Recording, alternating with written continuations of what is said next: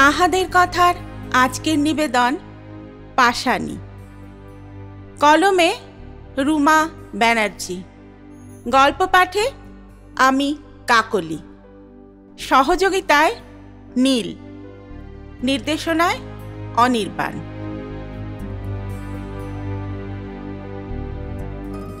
ও ঠাকমা, ওই দেখো পিসিমা এসে গিয়েছে।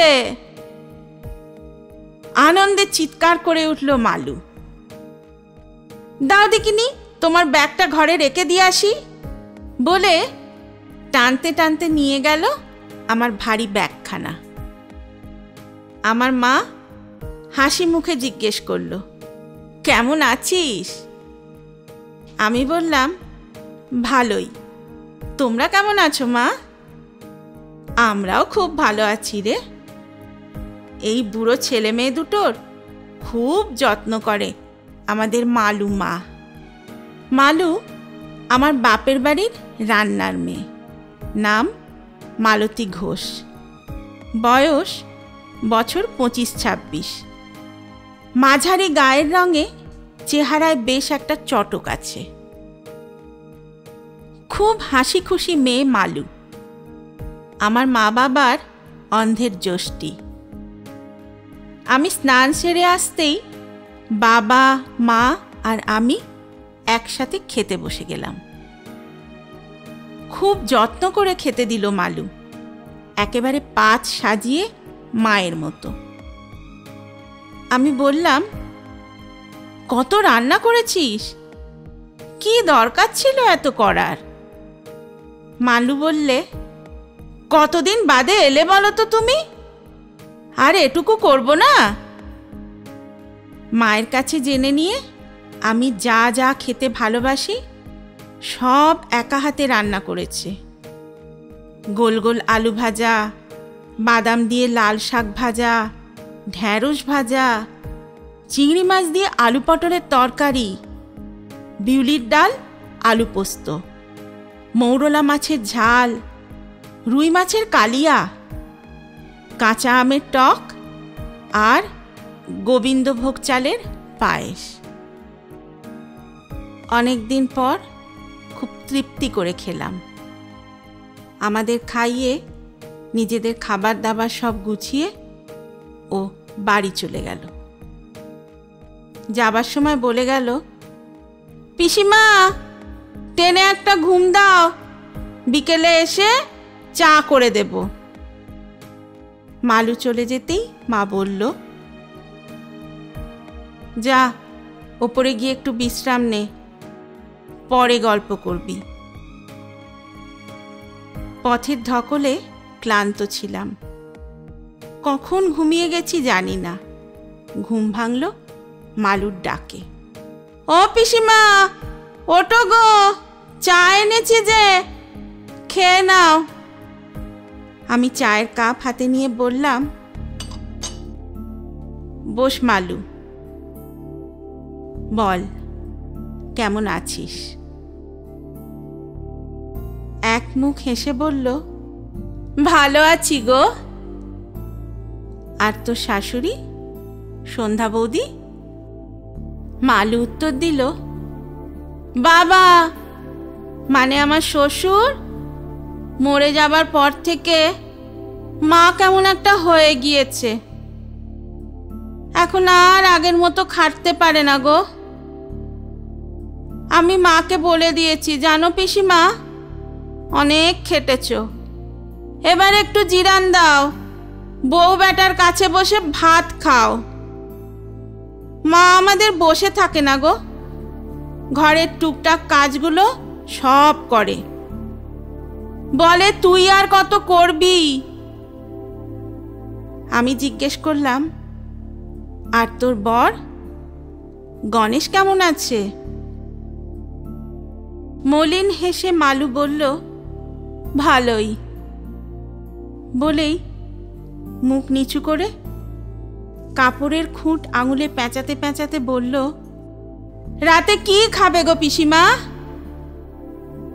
আমি বললাম, সে হবেক্ষণ, একটু বসতো আমার কাছে। বলা মাত্র কেমন বাধ্য মেয়ের মতো আমার পায়ের কাছটিতে বসে পড়ল। আমি চায়ের চুমুক দিতেই বিষণ্ণ এক দৃষ্টি মেলে ধরে আমাকে জিজ্ঞেস করলো মালু, পিসিমা, তুমি কিছু শোনো নাই? আমি বললাম, কি রে, কি শোনার কথা বলছিস?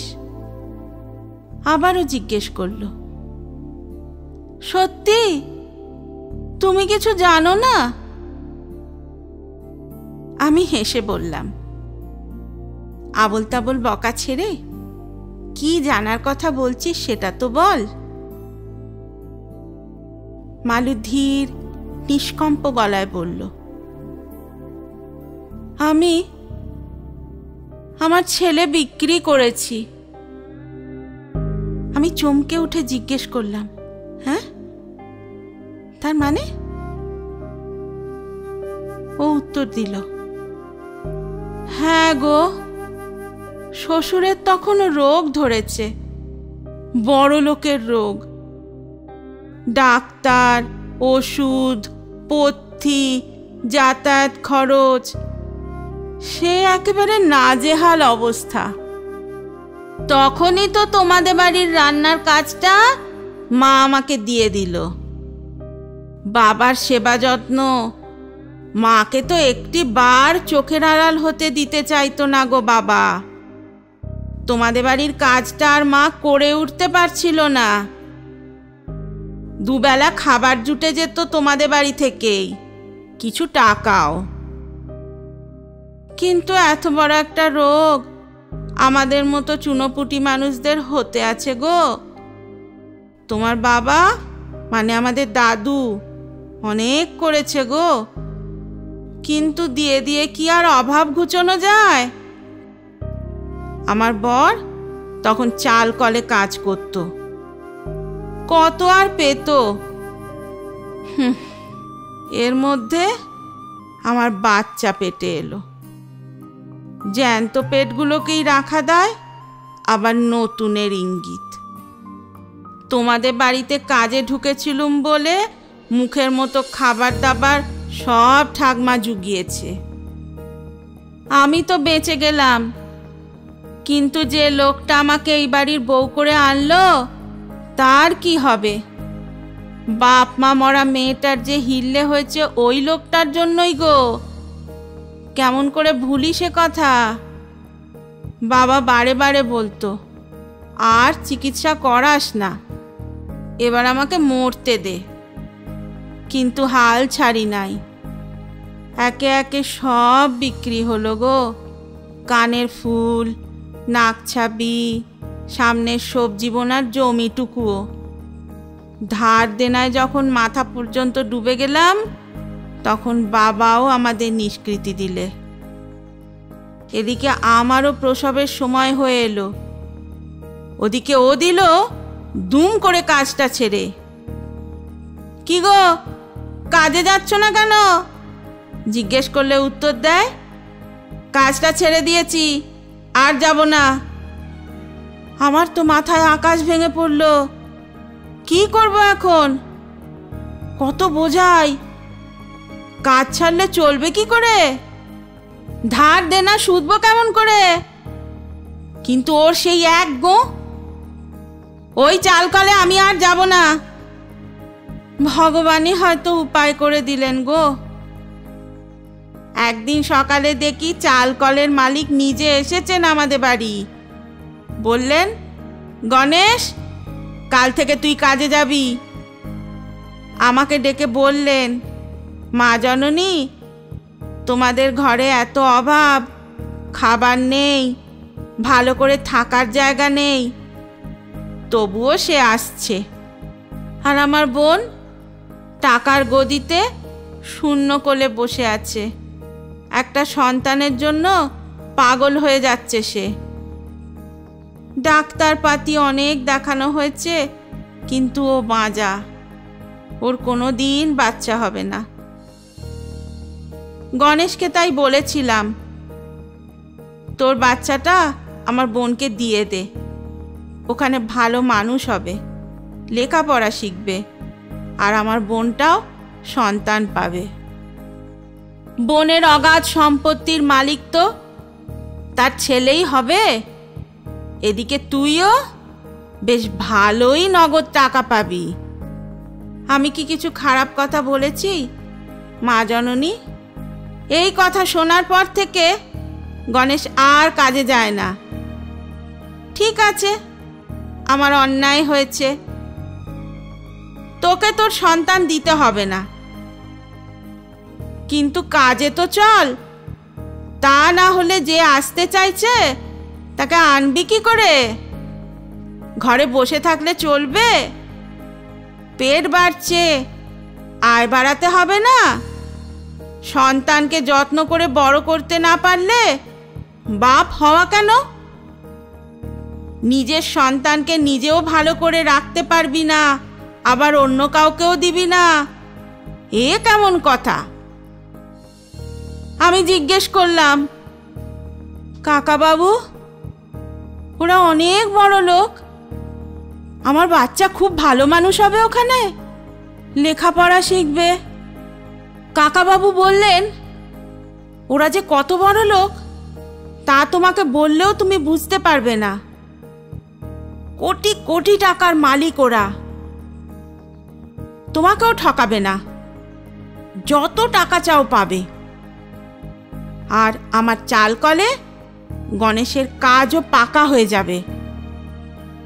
নগদ টাকা যা পাবে তাতে ধার দেনাগুলো মিটিয়ে নিয়ে একটু ভালোতে থাকতে পারবে।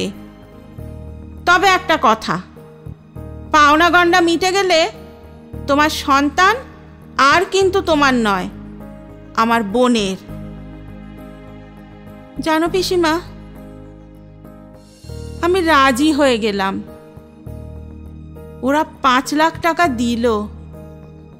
মালিকের বাড়িতে গিয়ে প্রসব করলাম।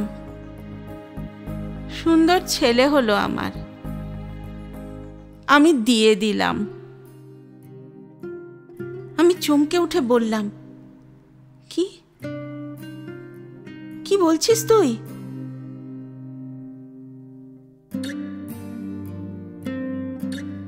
মালু অনেকক্ষণ মাথা নিচু করে বসে থেকে বলল, ওই টাকায় ধার দেনাগুলো শোধ করলাম, 2 বিঘে জমি কিনলাম, 2টো গাই গরু আর 8টা হাঁস। এখন আর অভাব নাই গো আমাদের। গরুর দুধ বিক্রি করি, হাঁসের ডিমও। সামনের মাঠটায় 12 মাস সবজি চাষ করে আমার বর। তারপর তোমাদের বাড়ি তো আছেই। এখন আমরা খুব ভালো আছি গো, খুব ভালো। আমার মুখ থেকে অস্ফুটে বেরিয়ে এলো, তাই বলে নিজের সন্তানকে বিক্রি করলি? পাথর চোখে আমার দিকে তাকিয়ে উত্তর দিল মালু, হ্যাঁ। ওই অভাবে আর কি করতাম বলো? মাথায় যে কিছু আসছিল না। তখন কেবলই মনে হচ্ছিল, কেষ্ট ঠাকুরও তো অন্য ঘরে মানুষ হয়েছিল। বিপদ বুঝে তার মাও তো তাকে অন্য ঘরে পালতে দিয়ে এসেছিল। আমিও তো বিপদে পড়েই, এতে দোষ কি? টাকা নিয়েছি বলে? আচ্ছা তুমি বলো, গাছের ফল বিক্রি করেও তো টাকা নিই না? ফলগুলোও তো গাছের সন্তান নয়? গাছেরও তো কষ্ট হয়, বলতে পারে না। গাছ কি শুধু নিজের কথাই ভাবে? না গো, গাছ সবার কথা ভাবে, আশায় থাকে, আবার ফলবে ফল। তারপর ধরো হাঁসের ডিম, মা হাঁসের কি কষ্ট হয় না? পিসিমা, পেট বড় বালাই গো। ঘরে অভাব, পেটে খিদে নিয়ে একটা অল্প বয়সের মেয়ে চরিত্র কি ঠিক রাখতে পারে? তার চেয়ে এই তো ভালো। তবে আমার বোন লোভী নয় জানো, ও আর কোনো দিনও চাল কলে যায় নাই কাজ করতে। সারা দিন মাঠে মাঠে কাজ করে, তবু চাল কলে যায় না। আমাকে বলে, তুই পাশানি, তোর মন বলে কিছু নাই। মালুর কথা বলার ধরন দেখে মনে হলো নিজের কৃতকর্মের জন্য ও ভীষণ অনুতপ্ত। তাই হয়তো নিজেরই প্রশ্নগুলোর উত্তর নিজেই দিচ্ছে, নিজের মতো করে। আমাকে চুপ করে থাকতে দেখে মালু বলল, পিসিমা, আমি খারাপ হতে পারবো না গো, তাই আমি পাশানি হলাম। একটা ছেলে বিক্রি করে যে পাপ আমি করেছি, 3টে বুড়ো ছেলে মেয়েকে আদর যত্নে পালন করে সেই পাপের কি প্রায়শ্চিত্ত হবে না গো? বিশ্বাস করো পিসিমা, তোমার মা বাবা আর আমার শাশুড়িকে আমি সন্তান স্নেহেই আগলে রাখি। আমি ওর হাত দুটো ধরে ওকে বুকের কাছে টেনে নিতেই ও আমাকে জড়িয়ে ধরে বুকের মধ্যে মাথা রেখে কান্নায় ভেঙে পড়ল।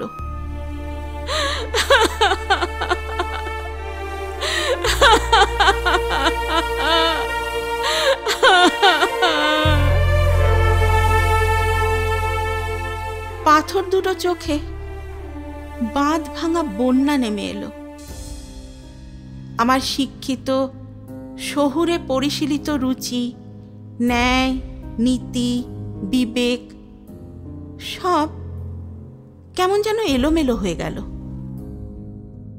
কোনটা ঠিক আর কোনটা বেঠিক এই ভেবে মনে যে দোলাচল শুরু হয়েছিল, হঠাৎ করেই তার একটা উত্তর পাওয়া গেল। মনে হলো পরিস্থিতি আর সময়ই আমাদের সমস্ত কাজের নিয়ন্ত্রক। আমি আস্তে আস্তে ওর মাথায় হাত বুলিয়ে দিতে লাগলাম। কাঁদুক মেয়েটা, ইচ্ছে মতো কাঁদুক। কান্নার নোনা জলে মনের মধ্যে জমে থাকা সমস্ত ক্লেদ ধুয়ে মুছে সাফ হয়ে যাক। মনে মনে ঈশ্বরের কাছে প্রার্থনা করলাম, তোমার বিচারালয় ও যেন সুবিচার পায় প্রভু। সংসারের অগ্নি পরীক্ষায় যথেষ্ট মূল্য চুকিয়েছে ও, আর যেন ওকে কোনো পরীক্ষায় বসতে না হয়।